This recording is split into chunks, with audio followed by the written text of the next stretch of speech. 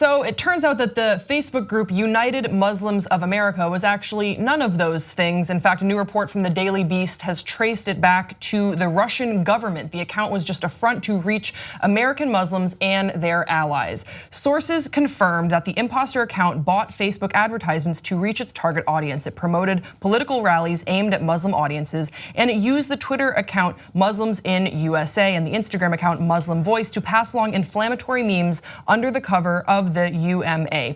The Twitter account has been suspended, and the account on Instagram, which is owned by Facebook, was shuttered at around the same time as the Facebook page. Now, these trolls actually ran this account simultaneously along with other accounts that were spewing Islamophobic messages to right-wing audiences on Facebook. So very busy trolls, and of course, this was used to influence the US voting public.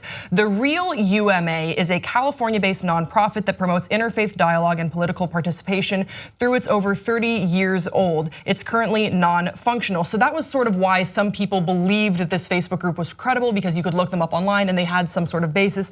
In fact, they had even had organizational meetings, including Congressman Democrat Andre Carson, who spoke out about this, saying, unfortunately, it appears that the United Muslims of America is one of many organizations that was unfairly targeted by Russia in their attempt to influence the 2016 presidential election. This was a pretty sizable Facebook group as well. The Facebook group accumulated almost 300,000 Facebook followers, and all they did with this was to spew some fake news, which I don't want to perpetuate here, but it was all fake, it was all sort of bullshit. And now the conversation has turned a little bit to who should we be holding responsible? What is Facebook's culpability in this group being able to perpetuate these falsehoods? So 2 weeks ago, it refused to commit to an expanded public explanation, even as legislators investigating Russian interference in the election showed great interest in public testimony. That position eroded further last week when founder Mark Zuckerberg committed to sharing the ads themselves with Congress rather than the descriptions of them they may have thus far provided lawmakers.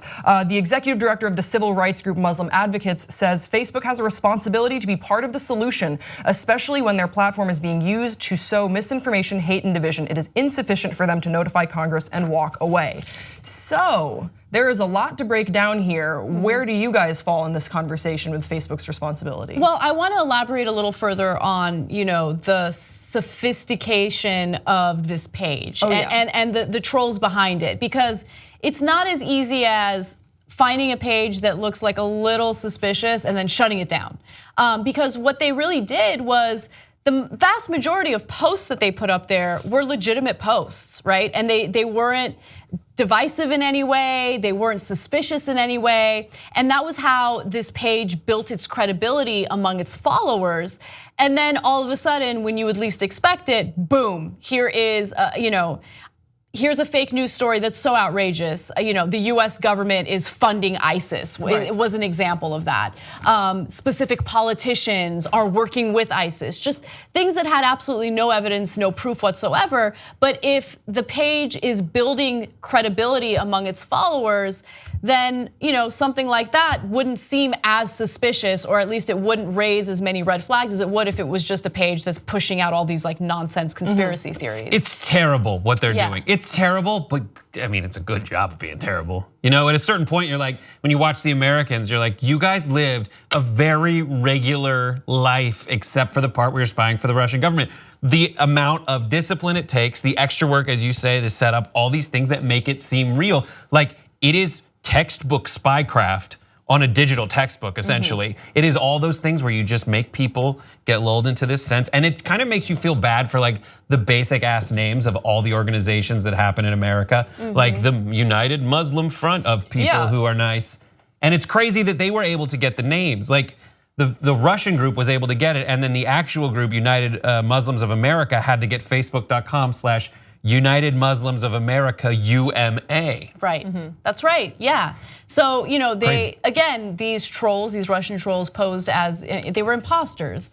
And while they were running this page, they were also simultaneously running other pages that would fearmonger about the Muslim community. And so this was all meant to add to the division in the country, and also to lead to a certain level of chaos and misinformation that would make it difficult for the average American who might not follow politics as closely to make an informed decision in the past election. And even the average American that might follow politics closely, they could do a Google Google search and this would pass the smell test. They'd be like, oh, this is a legitimate organization. Why wouldn't this be their Facebook page? Especially when you get to a certain level of followers, I think as well, most people sort of believe that other people will have done the research. So it's like, oh, if 100,000 people are following this page, I bet one of them has looked this up or a couple of them will look this up. So it's probably credible. And that's how they got to nearly 300,000 followers. That's people that were probably sharing their memes. Memes are very share worthy and popular on Facebook. And there were a lot of people perpetuating and following through on this false narrative. Yeah, and I think another potential solution, and I think the solution needs to be comprehensive, meaning that there's a number of different factors to take into consideration. But one thing that I think we need to really consider is the way legitimate journalists do their jobs. And what I mean by that is there are stories that are incredibly complex, nuanced, and not black or white. And the way that the media covers certain stories is not nuanced, does not go into specific details, treats every story as if it's black or white. You know, you're either on one team or the other team. And when you do that, and when you don't break it down with evidence and facts, well, that leads to an uninformed public, right? And the reason why I bring that up is because you need Americans to be as informed as possible. So when they do find themselves confronted with like ridiculous conspiracy theories, they're less prone to believe it. There's a reason why someone as maniacal and crazy as Alex Jones has a fan base, right? Like it blows my mind, but I mean, if you're being fed superficial, lackluster coverage of really complex issues, I think you're just more prone to falling for these crazy conspiracy theories. There's a temptation to just put a lot of luster on good reporting, and it flies in the face of a tradition of good reporting being quite non-lustrous. Being very bland, and everyone will say like, you know what you should watch is 60 Minutes. And you should absolutely watch 60 Minutes. It's some of the best investigative reporting. And then there's that school of thought that's like, you should watch Vice. And then Vice is like really shiny, and it's gotten better, believe me. Yeah. But I still think too frequently that is taking an idiot and having them interview an asshole, and that's your segment. Well, yeah. Like I think it's tough because we need to get better at investigating stuff, but it is putting a lot of responsibility on the average American to really look at the process by which they verify information. And I don't think it's too much to ask, but really, I mean, the Russians who identified this early, developed a strategy to exploit it, and did it so successfully. Like, it reminds me of whenever there is a speech after you lose a game and your coach takes you aside and goes, listen, they had a really good game plan, but we also played like crap. Yeah. And that's what I feel like. I feel like the Russians have a really great game plan with this. Yes. I think when you look at the amount that they spent on Facebook ads compared to the overall political spend, it's a small amount. But I think if we're reevaluating where we are as a country in terms of being susceptible to this kind of movement, then we just need to up our game. Yeah, I 100% agree. And this isn't just, a criticism of other news organizations. This is also a moment of self-reflection for someone like me. Brett and I were talking about it earlier, and it's like, what can we do to improve the way we do our job? The way that we report the news, the way we, get the information out there. Do we do these stories justice? Are we detailed enough? These are all things that are constantly, circulating in my mind because I want to make sure that we do right by our audience and future viewers who might come across some of our content. It's so important now more than ever. And the way print journalism has devolved is also a little concerning. Three paragraphs on one of the most complex issues and they're done. Right? And it's because they're churning out 15 articles a day. And so look, not to call out Mediaite, I mean, it's just the first publication that comes to mind. But like they'll do the most superficial coverage of everything. And I'm like, what's the context of this story? Pop Trigger's the same way. I don't do any research. I'm just kidding. Okay. Well, and Pop Trigger's, pop culture. So it's a little bit of a different animal, but. Yeah, sorry to derail it. Yeah.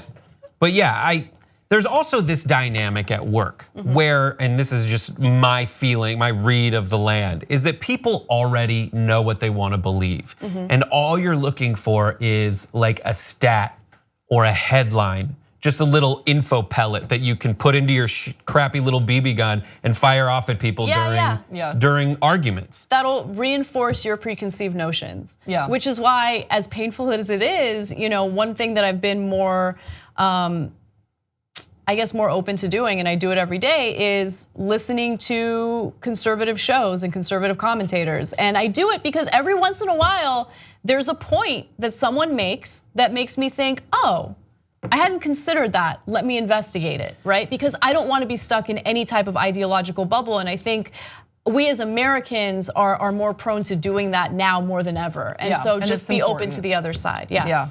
TYT membership gets you commercial-free Young Turks. Download it, stream it, podcast it, get all the network shows, and support independent media. TYTnetwork.com/join.